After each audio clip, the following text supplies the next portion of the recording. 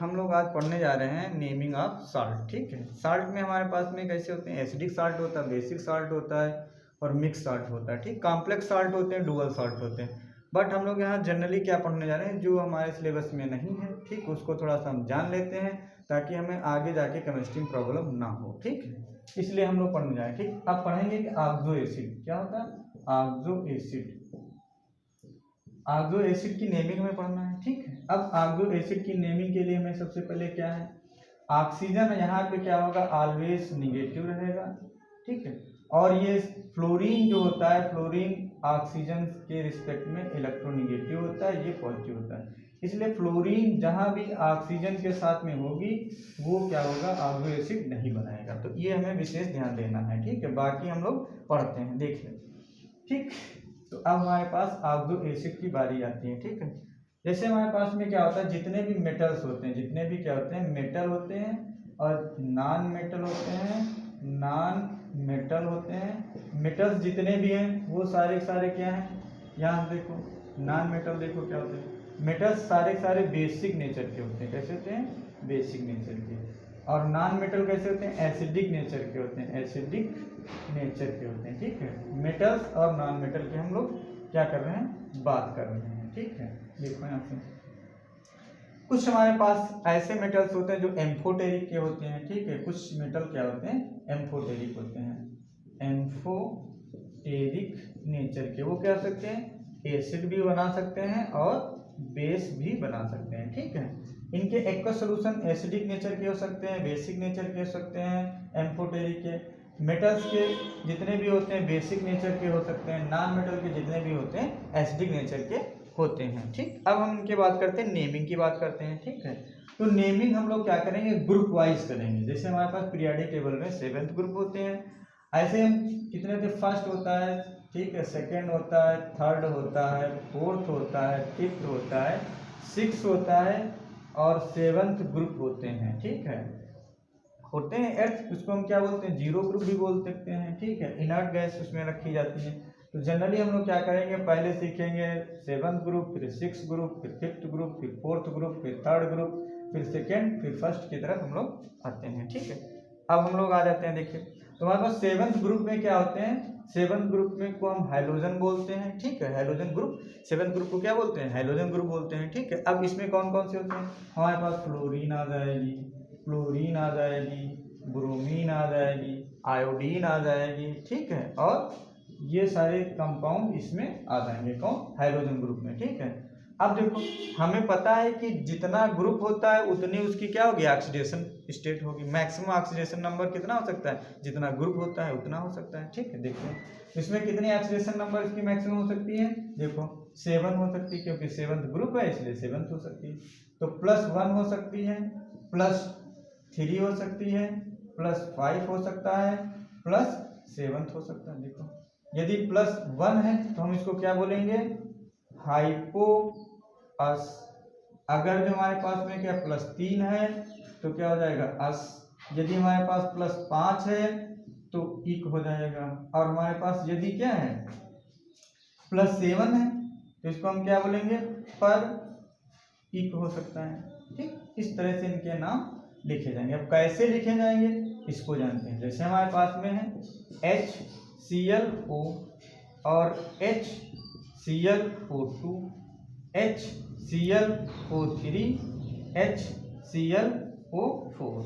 अब देखते हैं इसका हम निकालते हैं, इसमें सेंट्रल एलिमेंट कौन है, 7th ग्रुप, क्योंकि हम 7th ग्रुप को लेके चल रहे हैं। हमारे पास ये 7th ग्रुप है, ये 7th ग्रुप है, ये 7th ग्रुप है, ये 7th ग्रुप है। अब देखो यहाँ पे, अब इसको क्या हो जाएगा, यहाँ पे देखो ऑक्सीजन की हमने बताया था ऑलवेज क्या होगी, निगेटिव रहेगी। तो ऑक्सीजन को हम क्या रखते हैं, निगेटिव रखते हैं। तो यहाँ पे क्या, 2 निगेटिव, तो एक पॉजिटिव ये, एक पॉजिटिव ये, ठीक, 1, और ये क्या हो जाएगा -2 पॉजिटिव। यहाँ इसी तरह से देखो, यहाँ से ऑक्सीजन 1 पे 2 होता है, 2 दूना 4 में से 1 निकल गया, कितना बचा, यहाँ पे +3 बचा।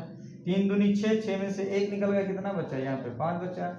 7, 4 दूनी 8, 8 में से 1 निकल गया, +7 बचा। अब इनका नाम देखो कैसे लिखते हैं। ठीक है, अब नाम हम लिखना चाह रहे हैं, देखो यहाँ से और देखते हैं। देखो नाम हमारे पास में इसका नाम क्या हो जाएगा, यहाँ पे क्लोरस एसिड हो जाएगा, क्या हो जाएगा, क्लोरस, या एक है तो हाइपोक्लोरस हो जाएगा, क्या हो जाएगा, हाइपोक्लोरस एसिड हो जाएगा। ठीक, यहाँ देखो, यहाँ इसका नाम क्या हो जाएगा, अब 2 के लिए अस होता है तो क्या हो जाएगा, क्लोरस एसिड हो जाएगा, क्लोरस एसिड हो जाएगा। अब यहाँ पे कितना 5 है, 5 के लिए हमारे पास में क्या हो जाएगा, इक, तो क्या हो जाएगा, यहाँ पे हमारे पास में क्लोरिक एसिड हो जाएगा। अब यहाँ पे देखो, यहाँ पे क्या हो जाएगा, यहाँ पे पर क्लोरिक एसिड हो जाएगा, क्या हो जाएगा, पर क्लोरिक एसिड हो जाएगा। ठीक, इस तरह से हम लोग क्या करेंगे, नाम लिखते हैं। अब इनको बदल बदल के नाम रख सकते हैं भाई। यहाँ पे क्या, अगर जो ब्रोमीन है तो क्या हो जाएगा, हाइपोब्रोमिक एसिड हो सकता है, या पर यहाँ पे खाली क्या हो सकता है, ब्रोमीन, तो यहाँ पे क्या ब्रोमिक एसिड हो जाएगा, हाइपोब्रोमिक एसिड हो जाएगा। यहाँ पे क्या हो जाएगा, ब्रोमिक एसिड, यहाँ पे क्या हो जाएगा, पर ब्रोमिक एसिड हो जाएगा। यहाँ हाइपोब्रोमस एसिड हो जाएगा, यहाँ पे हाइपो के जगह पे क्या हो सकता है, यहाँ प्लस 3 है तो खाली जाकर के अस लग जाएगा, तो क्या हो जाएगा, क्लोरक्स एसिड हो जाएगा। यहाँ पे +5 है, 5 के लिए क्या 3 है, तो 5 के लिए यहाँ पे क्या इक है, तो यहाँ पे क्या है, क्लोरिक एसिड हो जाएगा। यहाँ देखिए 7 है, 7 के लिए पर हो जाएगा, तो क्या हो जाएगा, पर क्लोरिक एसिड हो जाएगा। इस तरह से हमारे पास ब्रोमीन है तो ब्रोमीन हो जाएगा, आयोडीन है तो आयोडीन हो जाएगा। ठीक है, इस तरह से हम क्या करते हैं, इन एसिड का नाम हो गया। अब हम यहाँ से क्या निकालते हैं, साल्ट कैसे लिखेंगे, तो साल्ट का नाम, साल्ट के नाम के लिए हम यहाँ 2-3 चीजें ध्यान देते हैं। अगर जो हमारे पास में क्या है, नाइट्रोजन, मतलब हमारे, यदि यहाँ पे ऑक्सीजन हो भी सकता है, नहीं भी हो सकता है। अगर ऑक्सीजन नहीं है, एब्सेंट है या प्रेजेंट है, यदि प्रेजेंट है तो वो किसके साथ में, मेटल के साथ में। यदि प्रेजेंट है और किसके साथ में, मेटल के साथ में।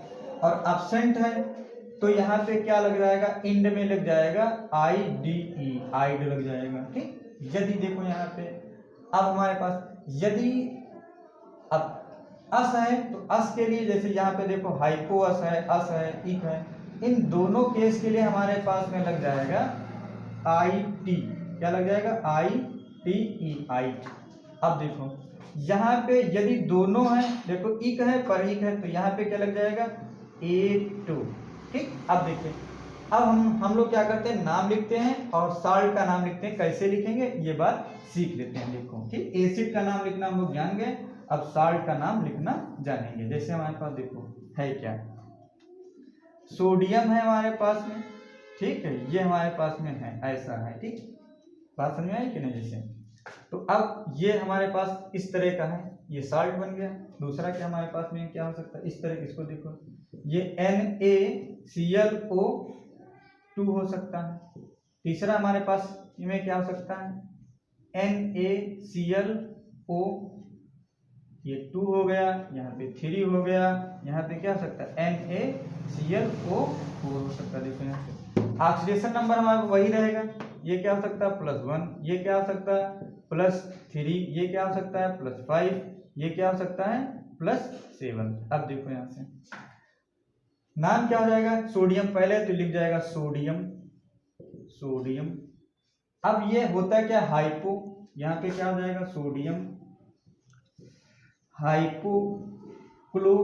अस का हम किसके साथ में कन्वर्ट करेंगे, अस के लिए हमारे पास में क्या आइट है, तो क्लोराइट, हाइपोक्लोराइट हो सकता है। यहाँ पे देखो क्या हो सकता है, 3 के लिए भी क्या है, अस ही है, तो यहाँ पे क्या हो सकता है, सोडियम, सोडियम। अब हाइपो के जगह पे क्या, खाली क्लोराइट हो सकता है, क्या हो सकता है, क्लोराइट हो सकता है। आगे देखिए, फिर हमारे पास इक को किसमें कन्वर्ट करते हैं, 8 में, तो हमारे पास क्या हो जाएगा, सोडियम, सोडियम क्लोरेट हो सकता है। ठीक, क्योंकि 8 में कन्वर्ट किया जाएगा। फिर यहाँ पे क्या हो जाएगा, सोडियम, सोडियम।